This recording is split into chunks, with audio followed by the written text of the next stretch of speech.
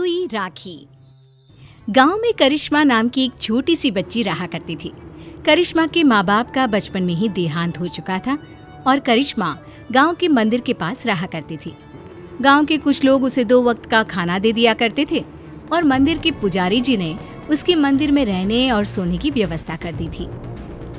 अरे करिश्मा बेटा, आज सुबह से इतनी उदास क्यों बैठी हो? क्या बात है बेटा?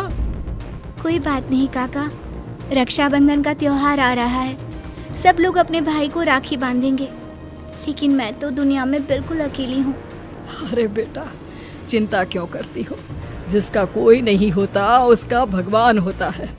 ऊपर वाला है ना, वो तुम्हारी मदद जरूर करेगा।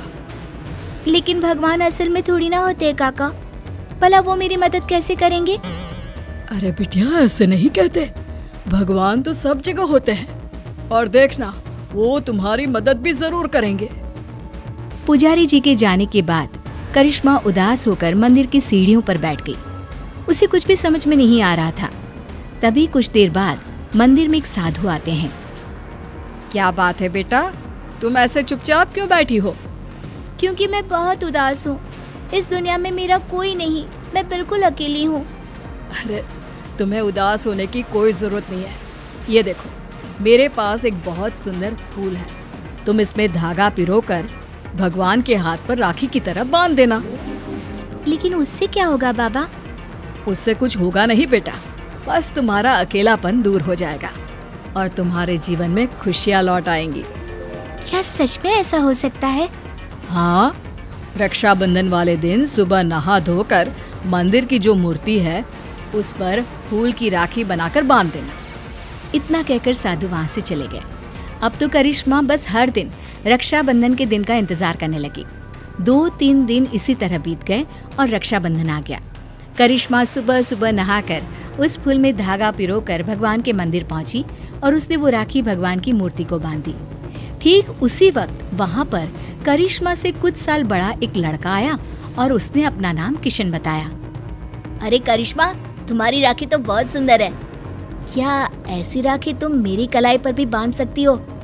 वो क्या है ना, मेरी कोई बहन नहीं है। लेकिन ये राखी में जो फूल लगा हुआ है वो मुझे किसी साधु बाबा ने दिया था और मेरे पास दूसरा कोई फूल नहीं है। लेकिन मुझे तो तुम्हारे हाथ की बनी हुई राखी ही चाहिए, कहीं से भी लेकर आओ। अब मैं क्या करूं? भगवान ने बड़ी मुश्किल से मेरे जीवन में किसी को भेजा है। अगर मैंने किशन को राखी नहीं बांधी तो वो नाराज होकर चला जाएगा। सोचते सोचते करिश्मा मंदिर के बगीचे में पहुंची और वहाँ से उसने फूलों की मदद से एक सुंदर सी राखी बनाई और मंदिर में पहुंची। ये देखो किशन, मैंने तुम्हारे लिए बहुत सुंदर राखी बनाई है। नहीं, मुझे वही राखी चाहिए जो तुमने भगवान को बांधी है। लेकिन ये कैसे हो सकता है? वो राखी तो मैं भगवान की मूर्ति को बांध चुकी हूँ। तो कोई बात नहीं, वहाँ से वो राखी उतार कर तुम मुझे बांध लो और ये जो नई राखी तुमने बनाई है वो ले जाकर भगवान को बांध दो। किशन के बार बार जिद करने पर करिश्मा ने ऐसा ही किया। जैसे ही करिश्मा ने किशन की कलाई पर राखी बांधी, देखो अब तुम्हें मुझसे कोई गिफ्ट लेना होगा। जब भी कोई बहन अपने भाई की कलाई पर राखी बांधती है तो बदले में उसे कोई ना कोई तोहफा लेना ही पड़ता है। लेकिन मुझे तो कुछ नहीं चाहिए। लेकिन अब तुम्हारा भाई आ गया है ना, अब से तुम्हें किसी के आगे हाथ फैलाने की जरूरत नहीं है। चलो, मैं तुम्हारे नए घर में लेकर चलता हूँ। करिश्मा किशन के पीछे पीछे चल दी। कुछ ही दूरी पर एक बहुत सुंदर सा छोटा सा घर बना हुआ था। देखो करिश्मा, आज से ये तुम्हारा घर है। ये समझ लो कि तुम्हारे भाई ने तुम्हें रक्षाबंधन का तोहफा दिया है। ये घर तो बहुत सुंदर है, मैं यहाँ पर रह सकती हूँ? हाँ हाँ, बिल्कुल रह सकती हो। इतना कहकर किशन वहाँ से चला जाता है और करिश्मा अपने घर में रहने लगती है। उस घर में खाने पीने की सारी चीजें थी। करिश्मा बहुत खुश थी और गांव के लोग भी खुश थे। करिश्मा को रहने के लिए एक जगह जो मिल गई। कुछ दिनों के बाद किशन करिश्मा के घर आता है। देखो करिश्मा, ये तो जादू हो गया। तुम्हारी बनाई हुई राखी तो सोने के कंगन में बदल गई। लेकिन ऐसा कैसे हो सकता है? मैंने जो राखी बांधी थी वो तो एक साधारण सा फूल था। नहीं करिश्मा, वो कोई साधारण फूल नहीं था। अगर ऐसा होता तो वो सोने का कंगन नहीं बन जाता। लगता है ये साधु बाबा का ही जादू है। उन्होंने ही मुझे वो जादुई राखी दी थी। लेकिन मैं सोने के कंगन का क्या करूँगा? तुम इसे अपने पास रख लो, ये मेरे किसी काम का नहीं। किशन वो सोने का कंगन करिश्मा को देकर वापस चला जाता है। करिश्मा सोच में पड़ जाती है कि आखिर वो सोने के कंगन का क्या करे। तभी उसके दिमाग में एक तरकीब सूझती है। करिश्मा सोने की कंगन को बेचकर पैसे ले आती है और उन पैसों से उसने राखी बनाने का सामान खरीद लिया।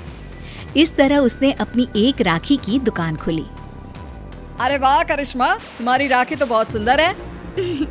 सारी राखियां मैं खुद अपने हाथ से बनाती हूँ और ये ज्यादा महंगी भी नहीं है। हाँ, ये बात तो बिल्कुल सच है। तुम्हारी राखी बहुत सस्ती और सुंदर है। सही कह रहे हो भाई। करिश्मा की बनाई हुई राखियाँ इतनी खूबसूरत होती है कि हम जिसे भी देते हैं वो खुश हो जाते हैं। अब दूर दूर से लोग करिश्मा की बनाई हुई राखियां खरीदने आने लगे और करिश्मा की राखियों की दुकान बहुत अच्छी चल पड़ी। एक दिन फिर से किशन लौट कर आता है। करिश्मा, मैं तुम्हें एक बात बताना चाहता था। हाँ बताओ ना भैया, क्या बात है? देखो करिश्मा, मैं उन साधु बाबा का ही एक शिष्य हूँ और उन्होंने ही मुझे तुम्हारे पास भेजा था। वो तुम्हारे बारे में जानना चाहते थे कि तुम कितनी ईमानदार हो, इसीलिए वो सोने का कंगन मैंने तुम्हें दिया था और तुमने उस सोने के कंगन का उपयोग एक अच्छे काम में किया है। इसलिए साधु बाबा और मैं, हम दोनों ही तुमसे बहुत खुश हैं और हम दोनों का आशीर्वाद तुम्हारे साथ है। अब आने वाले जीवन में तुम्हें किसी भी प्रकार की परेशानी का सामना नहीं करना पड़ेगा। किशन भैया, तुम्हारे जैसा भाई और साधु बाबा जैसे गुरु पाकर मेरा तो जीवन ही सफल हो गया। मेरी मदद करने के लिए बहुत बहुत धन्यवाद। आपकी दी हुई जादुई राखी ने सच में मेरा जीवन बदल दिया। दोस्तों, हमें उम्मीद है कि आपको हमारी ये कहानी पसंद आई होगी। कृपया हमारे चैनल को सब्सक्राइब करें और सभी अपडेट्स के लिए बेल आइकन जरूर दबाएं। और हाँ, वीडियो लाइक और शेयर करना मत भूलिएगा। Bye bye.